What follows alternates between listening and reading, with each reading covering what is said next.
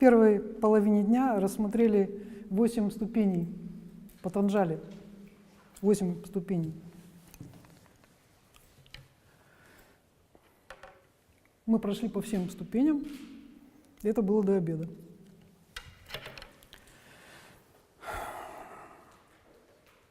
Есть какие-то вопросы? Или дальше продолжать?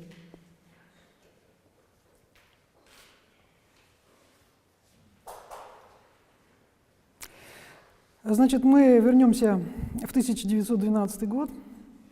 Ани Безант. Введение в йогу. Ани Безант пишет: йога есть самадхи. Встречается такое выражение: йога есть самадхи. Самадхи и есть такое состояние, в котором сознание настолько отделено от тела, что последнее становится нечувствительным.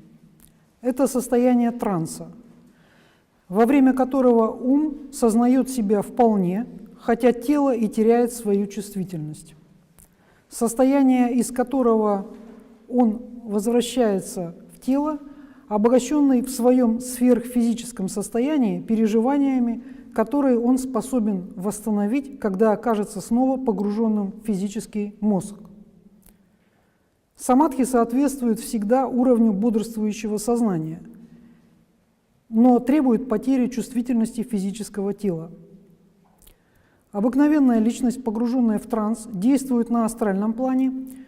Если же сознание человека действует в ментальном плане, его самадхи проходит там. Сейчас мы посмотрим 5 ступеней.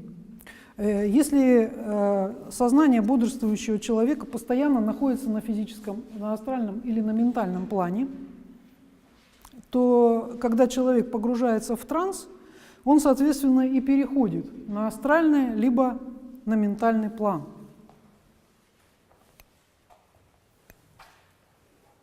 Он не поднимается никуда выше. И этим объясняется неуспешность семинара «Внутренний путь», который проходил на Алтае и в Петербурге, с чего мы начали сегодняшнюю лекцию. То есть те люди, которые присутствовали на этих семинарах, пробовали медитировать, но, соответственно, куда они попадали во время медитации? На астральный либо на ментальный план. Вот. Многие начали после этого принимать диктовки, вот, объявили себя посланниками. Да. На этом мы закончили семинар «Внутренний путь». И книжку «Внутренний путь» мы тоже больше не тиражируем, дабы не творить карму.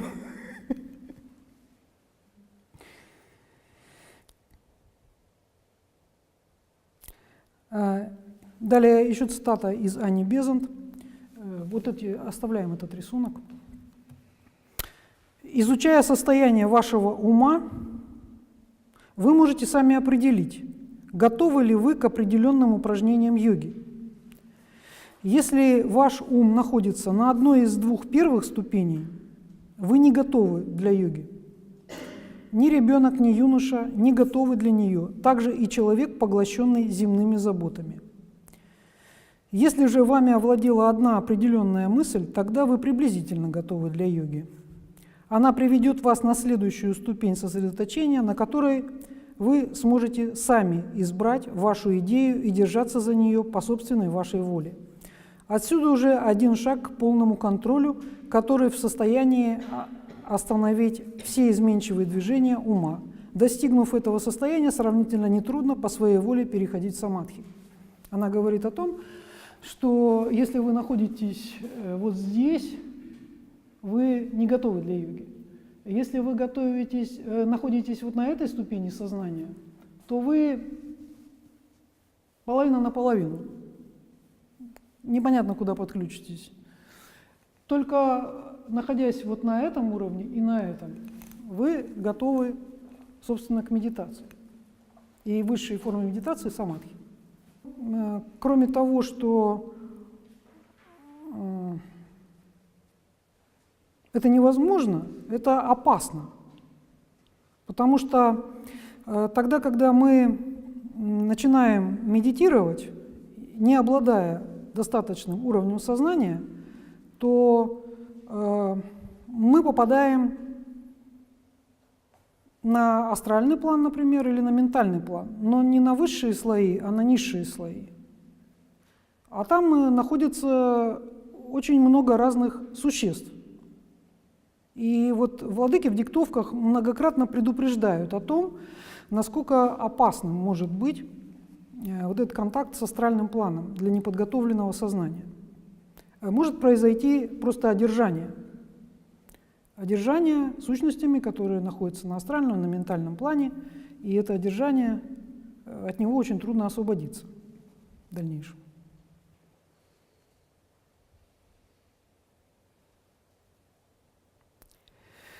И таким образом,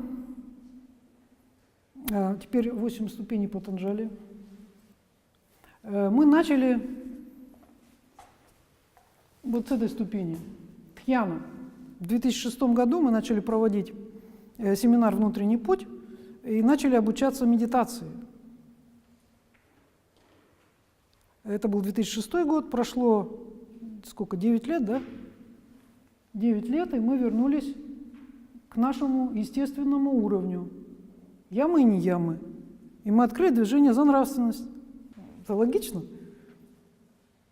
Но, тем не менее, когда я проводила семинар «Внутренний путь», я полностью основывалась на тех диктовках, которые дают владыки. И я, к сожалению, не сделала здесь эту подборку диктовок.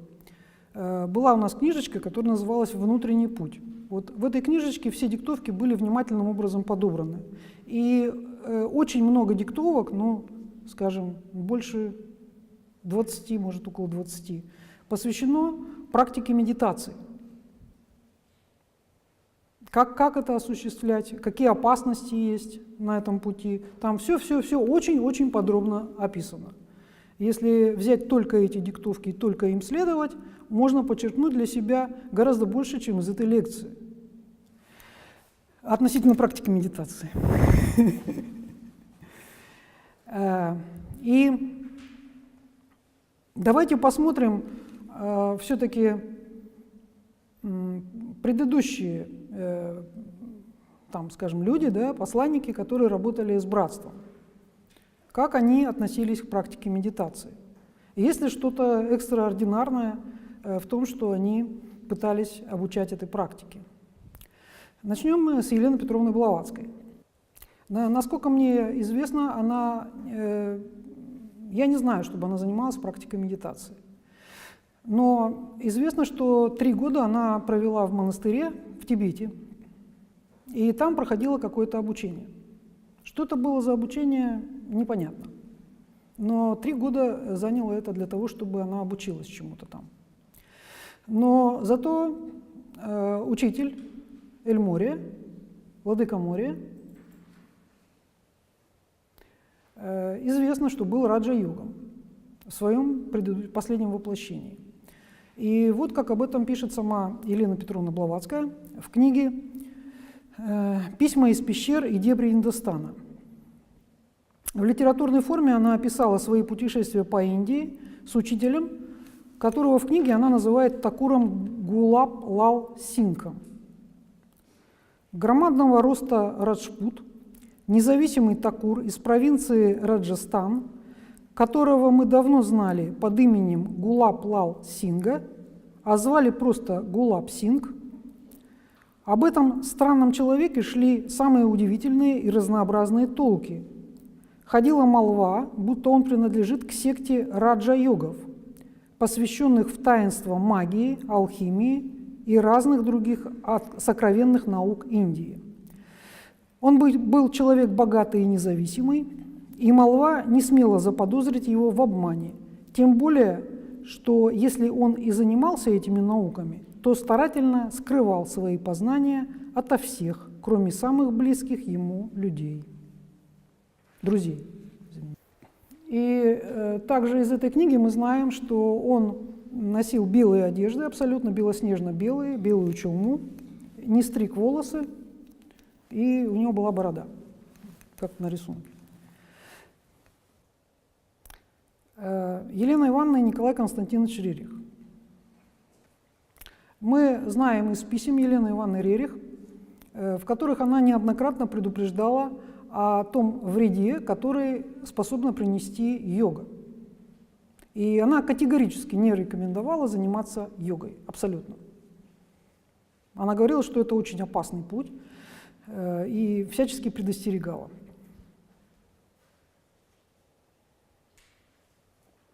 И я думаю, она была абсолютно права, потому что заниматься йогой без учителя – это абсолютное самоубийство. У Ани Безант я вычитала, что Агни – это вообще бог домашнего очага огня. И этот бог, он управляет ментальным планом. То есть если мы вернемся к ступеням, 5 ступеней сознания, Агни-йога касается вот этой области человеческой жизни, ментального плана. И если мы вернемся к 8 ступеням Патанджали, то она касается вот этих 2 ступеней, первая и вторая, яма и нияма. Это предмет изучения науки Агни-йога. То есть с 3 по 8 ступени просто не рассматривается и считается опасным. И это вполне обосновано.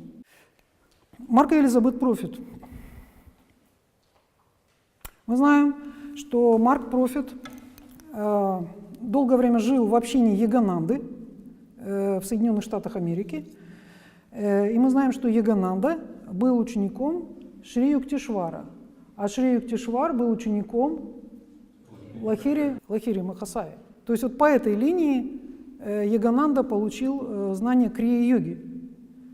И он преподавал крия-йогу в Америке. У него была община Йогананды, в которой был Марк Профит. И Марк Профит, как я читала, владел практикой медитации, он очень хорошо входил в самадхи.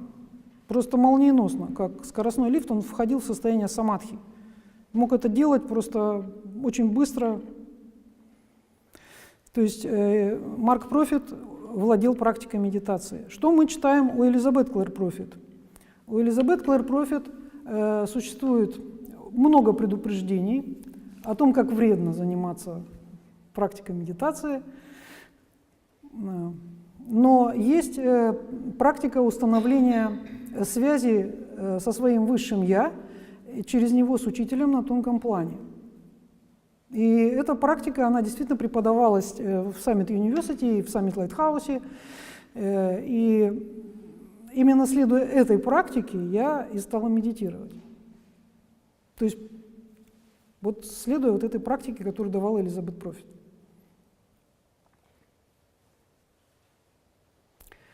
И поскольку уже было дано через Марка и Элизабет какие-то основы медитации, то логично, что если в диктовках владыки дают еще какие-то знания в этом направлении, это никак не нарушает преемственность. Так? Или нет? Для того, чтобы овладеть йогой, нужно иметь очень хорошее здоровье. Практически нужно быть очень здоровым человеком, чтобы заниматься йогой. Если есть какие-то проблемы, то, к сожалению, йога для вас будет недоступна.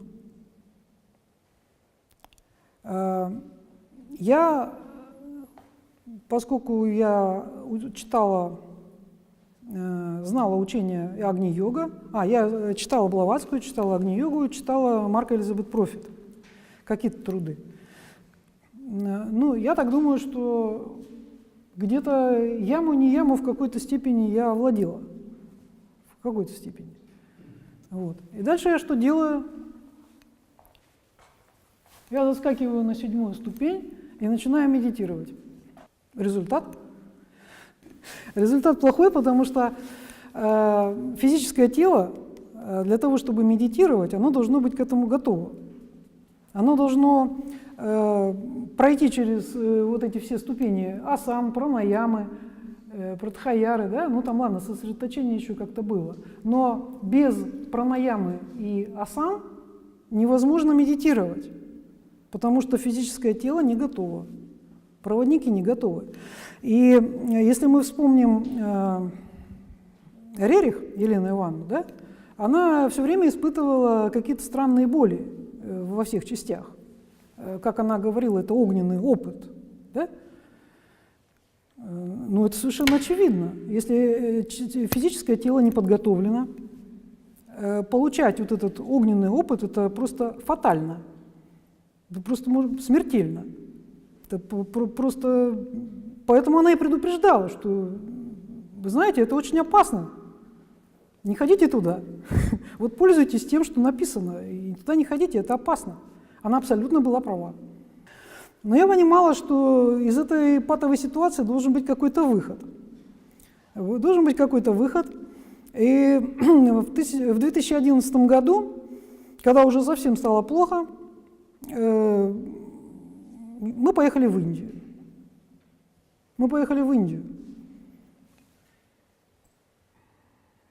Вот, и там мы проходили лечение по методике аюрведы. Вот. И потом, перед тем, как выписываться, там был такой молодой доктор, который закончил факультет кундалини-йоги в каком-то там их университете индийском. Вот. Звали его Шританг. И он мне сказал при выписке: кундалини-йога, пранаяма, медитация. Кундалини-йога, пранаяма, медитация. Кундалини-йога, пранаяма, медитация. Вот. И таким образом мы поняли, что наше спасение в кундалини-йоге, пранаяме и медитации. И потом я пошла в интернет, набрала 2 слова «кундалини-йога». Я пошла в интернет. Вот. И вышла я на этого Харидживана. Харидживан, который, вот он, который в Петербурге преподавал кундалини-йогу. Вот. И как раз он в это время начал какой-то там курс обучающий. Вот. И мы туда поехали учиться. Ну, вначале посмотреть, что это такое. И почему мы эту практику взяли?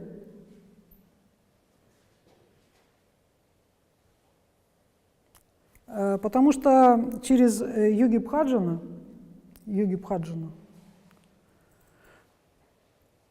он приехал в Соединенные Штаты где-то в 68-м или в 69-м году. И он начал там преподавать кундалини-йогу наркоманам и рок-музыкантам и алкоголикам. Таким образом он их вытаскивал, благодаря вот этой практике кундалини-йога. И через него была дана вот эта диспенсация. Обычно диспенсация дается в крайних случаях и ну, как бы не повторяется. Через Йоги Бхаджана была дана диспенсация дать практику, которая до этого никогда не была распространена широко в мире. Эта практика передавалась. Почему так трудно получить настоящую йогу? Можно получить сколько угодно йоги, в любом городе куча этих кружков. Но это название одно, это не йога. А чтобы получить настоящую йогу, нужно иметь тот уровень вибраций, который позволит подсоединиться к адекватному учителю. Да? Но поскольку мы с вами уже говорили в первой половине лекции, что мы едим неправильную пищу, смотрим неправильные вещи по телевизору, то мы не можем иметь тот уровень сознания, который позволит нам правильно подключиться.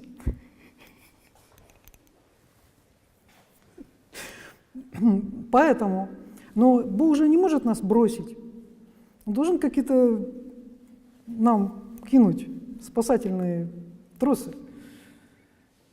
Еще в 1969 году через Йоги Бхаджана бросили такой трос. Ему было разрешено давать кундалини-йогу открыто. И мы просто воспользовались этой диспенсацией. Просто воспользовались. Потому что сами мы не можем. Для того, чтобы владеть йогой, нужно иметь традиции. Для того, чтобы овладеть йогой в полной степени, нужно родиться в этой традиции. То есть, когда у вас прадедушка занимался кундалини-йогой, дедушка занимался кундалини-йогой, папа занимался кундалини-йогой, и вы занимаетесь кундалини-йогой, вот это называется традиция. Вот вы можете тогда это получить. А если вы заплатили деньги и пошли заниматься йогой, вы ничего не получите. На духовном уровне не получите. Ну, какие-то упражнения сможете делать. Да? Теперь 8 ступеней Патанджали. Иными словами, у нас есть вот это. И я каким-то чудом овладела вот этим. Но не было вот этих ступеней. И вот это недостающее звено мы взяли у Йоги Бхаджана и встроили в эту систему. Понятно, почему мы взяли Йоги Бхаджана? Мы воспользовались просто диспенсацией, которая дает нам возможность выстроить полную картину.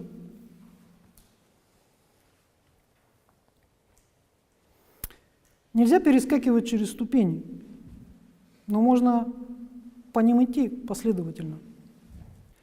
Йоги Бхаджан сделал следующее. Он дал кундалини-йогу, но он отбросил две первые ступени – яму и не яму. Он отбросил нравственный закон, моральный закон.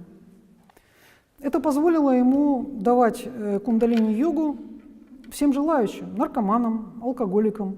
Вот у Харидживана я сама лично слышала, как он рассказывал, какая-то порнозвезда, там, где он там живет, там Голливуд рядом. И вот какая-то порнозвезда потеряла физическую форму, пришла к нему и стала заниматься кундалини-йогой. Ну, ей очень нравилось. То есть там свободно все. То есть мы просто взяли этот инструмент, кундалини-йогу, воспользовались этой диспенсацией и стали ее использовать.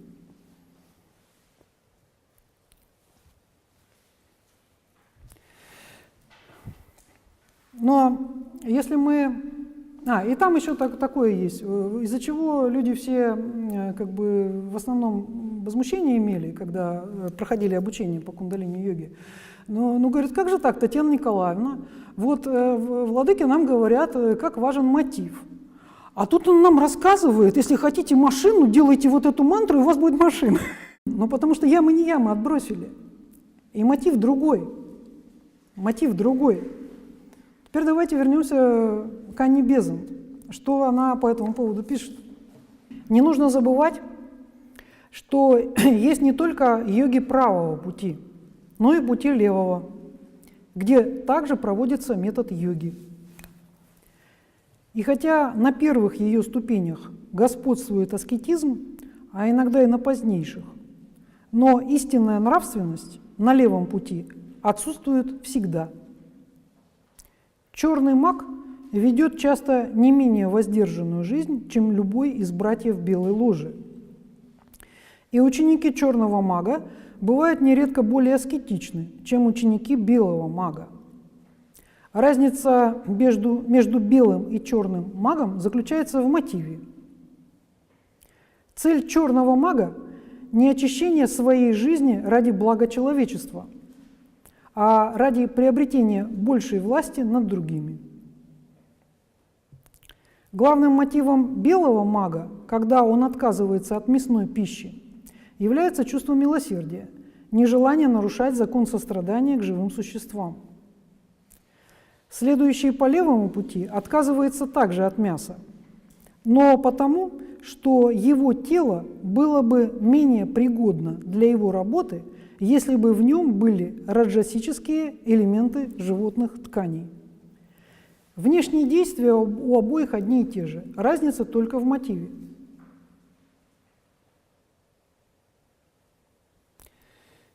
Воздерживаться от мясной пищи хорошо. Благодаря этому воздержанию вы не участвуете в нанесении страданий. Но с точки зрения йоги, такое воздержание лишь средство для достижения определенной цели, а не проявление морали. Некоторые из могущественных йогов в индийской литературе были тем, что справедливо называли бы черными магами, и все же они остаются йогами. Один из величайших йогов был Равана, антихрист, аватар зла, который соединил в себе все зло этого мира, чтобы противоборствовать его аватару добра. Он был великий поразительный йог. То есть йога – это просто инструмент. Как мы приводили пример, это нож. Ножом можно резать хлеб, а можно убивать людей. Точно так же йога – это просто инструмент, который можно использовать как на добро, так и на зло. И если ваш мотив получить преимущество перед другими людьми, для того, чтобы ими манипулировать, управлять и получить власть или еще что-то, то тогда вы становитесь, благодаря посредством йоги, черным магом. Если ваш мотив помогать человечеству, то тогда вы как бы действуете с позиции добра, и вы становитесь белым магом. Побочным эффектом этой йоги являются так называемые ситхи, когда человек овладевает силами, которые позволяют ему управлять материей. Ну, например, ходить по воде, или летать по воздуху, или там, не знаю что, перемещаться в пространстве из одного места в другое, или являться одновременно в нескольких местах. Это результат занятий йогой. И черные маги как раз владеют этим в совершенстве. Для этого они не едят мясо,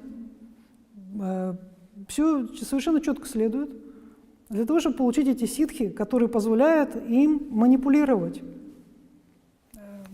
энергией и людьми для обретения личной власти. Поэтому йога опасна. Очень важен мотив. И если чуть-чуть мотив не тот, вот это занятие йогой, оно приведет фактически к смерти души. Понятно, почему Елена Ивановна Рерих предупреждала о том, что не надо вам заниматься йогой.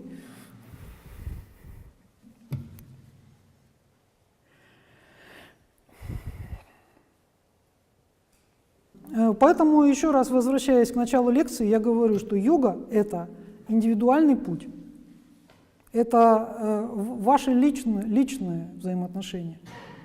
Поэтому у каждого будет свой мотив, свое желание, свое стремление, своя устремленность. Куда вы это направите? Это ваше личное дело. Но вы должны понимать все опасности. Что будет, если сюда пойдешь, кирпич в голову попадет, как там, совсем мертвый будешь? Да.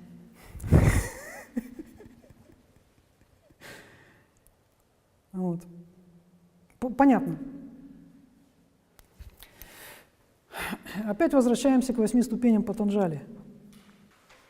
Сейчас мы с вами находимся вот на этом уровне. Первая и вторая ступень. Поэтому мы открыли движение за нравственность, чтобы нам наработать личные качества. И это не опасно. С этих ступеней, даже если упадешь, ты не сильно разобьешься. Это самый безопасный уровень. Вот. Но для того, чтобы дальше двигаться, нужны очень четкие традиции, потому что дальше путь опасен. И нужны очень четкие традиции.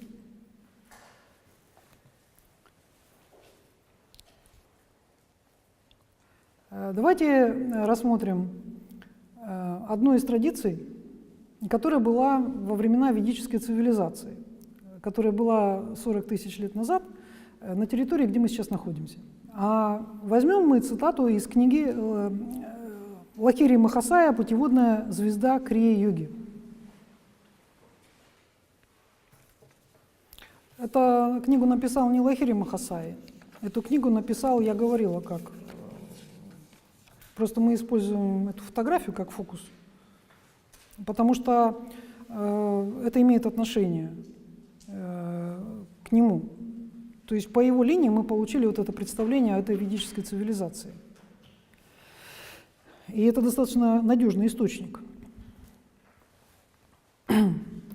И вот описывают эту цивилизацию, которая существовала. До 7-8 лет дети, здесь берется мальчик, воспитывался в семье. Его воспитывали родители, отец, и обучали каким-то основам семейных традиций. Затем в 7 или 8 лет мальчик попадал на обучение в монастырь, где он обучался йоге в том числе, нравственному, моральному закону. И так продолжалось до 25 лет. Это получается где-то 17 лет. До 17 лет человек обучался йоге. В том числе, и самое главное, чему он обучался, это управлять сексуальной энергией. Он приучался к тому, чтобы использовать ее только в божественном случае. То есть до 25 лет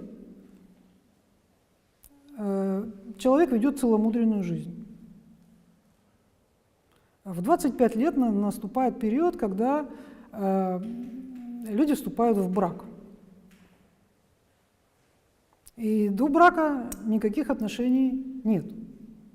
Никакого неправильного использования сексуальной энергии нет. И дальше наступает самый ответственный период, ради чего человек приходит в воплощение.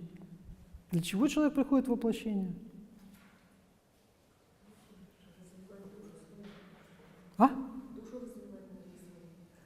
Чтобы родить духовного сына. Вот как об этом написано в этой книге.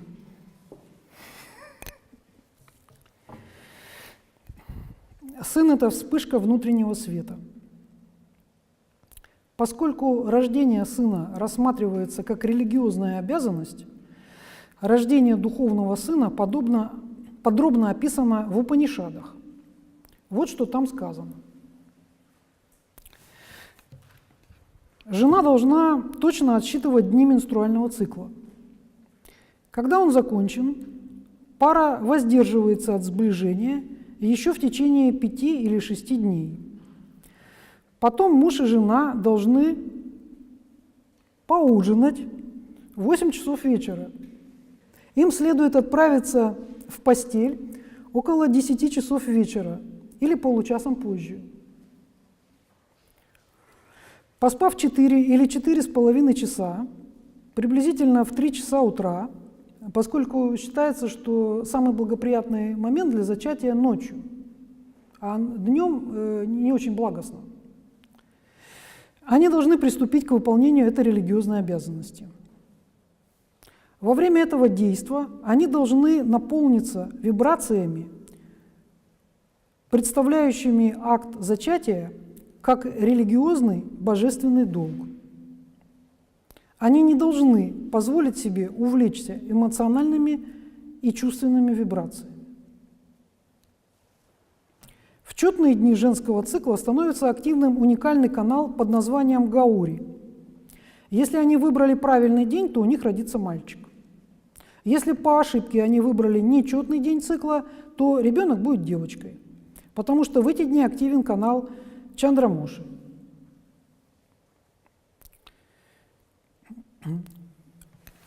Во время беременности жена должна читать духовные книги и слушать духовные рассказы из великих эпосов Рамаяны и Махабхараты. Эти книги ей читает муж ночью и свекровь днем. Если она хочет, то может смотреть духовные фильмы. В некоторых семьях жене также читают эпизоды из Шри Бхагаватам, описывающие беременность матери Бога Кришны. Ей также дают самую лучшую пищу. Такая заботливая опека осуществляется для того, чтобы ребенок получил от матери высокие духовные вибрации и чтобы ему была обеспечена высокая духовность, а также хорошее физическое здоровье. После того, когда происходит таким образом выполнение религиозной обязанности, муж и жена не спят вместе.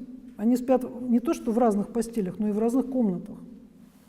И встречаются они только тогда, когда им нужно выполнить религиозную обязанность. Понимаете, да? И у всех так и происходит. Да? У вас дети у всех есть? У кого есть дети? Поднимите руки. Ну, у большинства есть. И у всех это так и было, правда ведь? Вы же помните. И вот тогда, когда проходит еще 25 лет, и у духовного сына рождается свой духовный сын, тогда родители могут заняться духовными практиками. Они оставляют как бы мирские дела, заботы и посвящают свою жизнь Богу. Духовным практикам, вот эти ступени Патанджали и так далее. Вот это так было раньше. И так далеко мы от этого ушли. Еще я хочу прочитать из Упанишад отрывок о семейной жизни.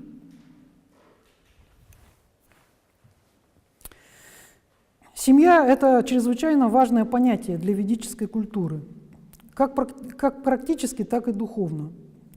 Семья – это в полном смысле этого слова цемент, соединяющий воедино общество и позволяющий ему существовать.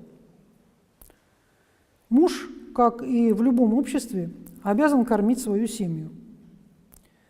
С чистым сердцем, выполняя все свои обязанности, глава семьи может ослабить привязанности и вызванные ими склонности, которые были вынесены из предыдущих жизней.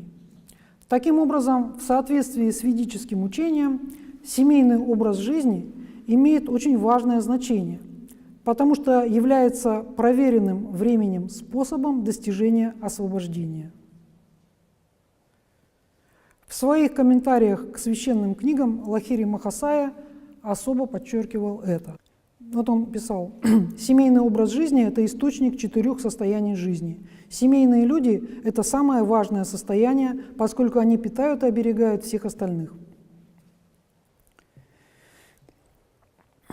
Предполагается, что муж и жена будут жить в гармонии.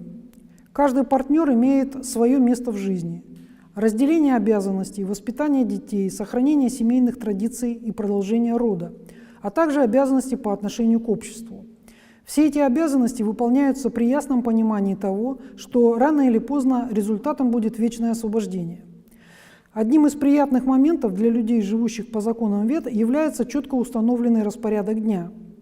Ясное понимание того, что у каждого члена семьи есть обязанности, зависящие от его места в кругу семьи, и также порядок, описывающий, когда и как эти обязанности выполнять, дает человеку ничем не испорченное представление о том, чем является жизнь.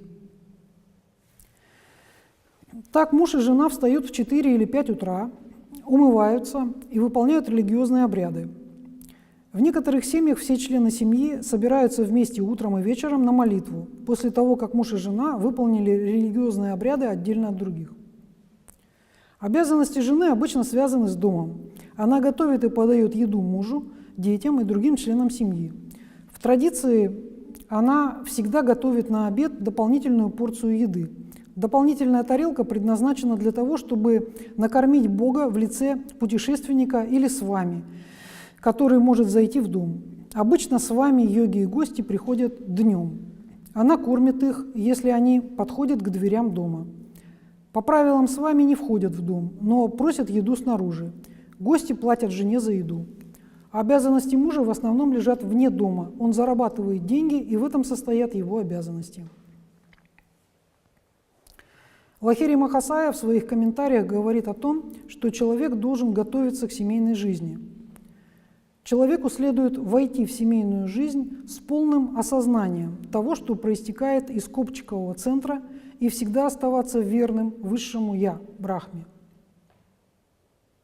И вот для того, чтобы нам вернуться к нормальному образу жизни, для этого нам нужно создать или вспомнить те традиции, которые существовали, когда на Земле были цивилизации Золотого века.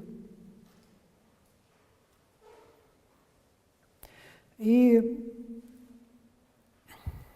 традиции нужно возрождать. Если мы хотим обеспечить себе в будущем достойные условия для проживания, поскольку в соответствии с законом реинкарнации мы же должны сейчас подготовить себе условия для будущих воплощений. Правильно? И поэтому владыки на протяжении 10 лет говорят о необходимости образца на физическом плане. Когда мы будем иметь на физическом плане один образец, тогда его можно будет клонировать или распространять. Какой у нас способ? Как мы можем вернуть традиции?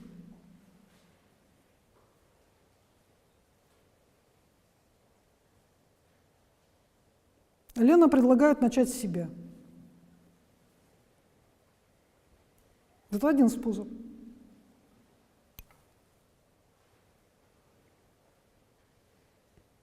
Второй способ – совершить революцию. Но мы это уже проходили.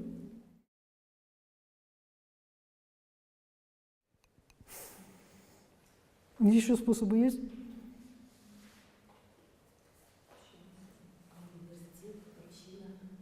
Да, вот. Значит, можно еще попробовать общину создать. О чем тоже владыки говорят в своих диктовках. Сейчас я предлагаю посмотреть фильм. А что такое йога, Кешава? Это то, о чем я тебе и говорю. Йога – это выполнение своего долга, избавление от искушения во имя исполнения своего долга и способность оставаться непоколебимым.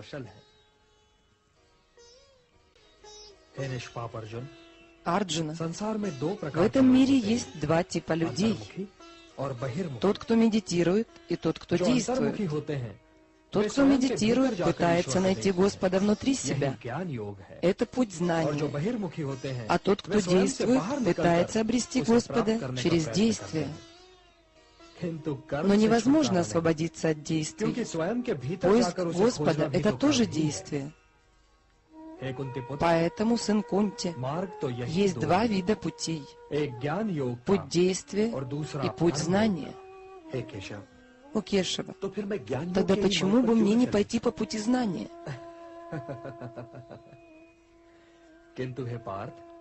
Но искать знания не означает перестать действовать. Жизнь без действия невозможна. До тех пор, пока глаза видят. До тех пор веки смыкаются и размыкаются. Уши будут слышать. Человек, который с силой подавляет чувства, но при этом думает об объектах чувств, не является йогом. Он называется притворщиком. Йог не подавляет свои чувства. Он просто контролирует их. Он не живет с закрытыми глазами. Передвижение тела без действий невозможно.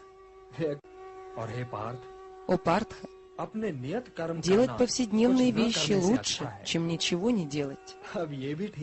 Конечно, его глаза видят, но йог решает, что именно они должны видеть. И ни одно из его чувств не является полностью свободным. Это отличает йога от обычного человека.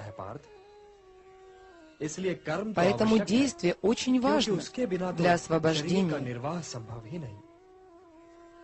Но действуй как совершенная личность. Пробуди в себе совершенную личность. Иди по пути знания. Отречение — это конечная граница знания. Ты славишь как путь отречения, так и путь действия. А разве они противоречат друг другу? Однако, один из них превосходит. Это карма-йога. Почему? Как? Истинный отреченный поднимается над завистью и желанием. Он вне противопоставлений, и поэтому он свободен. Только глупец думает, что путь действия и отречения противоположны. Мудрец так не думает. Оставить действие на самом деле означает оставить эгоизм.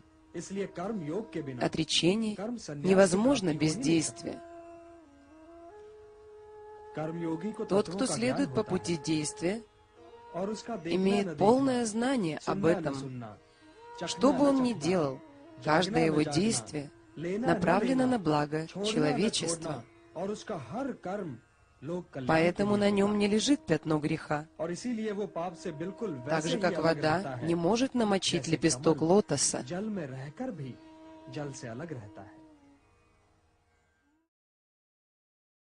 Ольга Думанская говорит о непотеле нам путем медитации.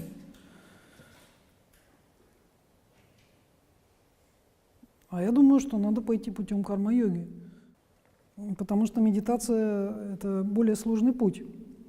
Карма-йога — это йога действия. Она подразумевает то, что вы сталкиваетесь на физическом плане с плодами своих усилий. Если вы, например, убеждаете себя, что вы действуете для общего блага,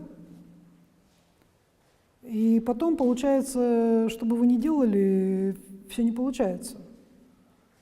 Мы сталкиваемся с плодами на физическом плане, и мы можем проследить, что мотив наш был неверный, потому что плод гнилой. Это наиболее безопасный путь, чем медитация. Мы предыдущие 3 часа посвятили тому, чтобы понять, насколько опасен путь медитации.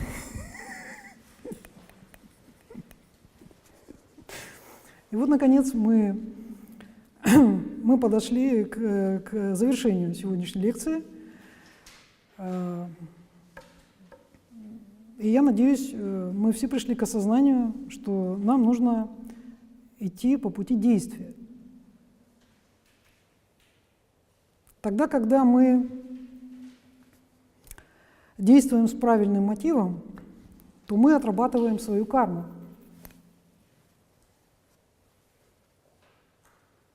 Нам очень трудно заставить себя делать что-то для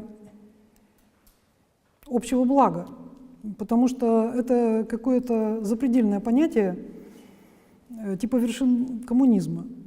Но есть более простой путь. Можно действовать во благо своих детей. Посмотрите, вы можете в семье как угодно правильные образцы давать ребенку. Но общество так устроено, что он идет в детский сад или в школу, или в институт, или просто на улицу. Встречается с соседями. Что он видит? И чему он будет следовать? Здесь же нет ведических традиций. Нет монастыря, в котором 17 лет надо учиться целомудрию. У нас прям противоположные вещи вокруг.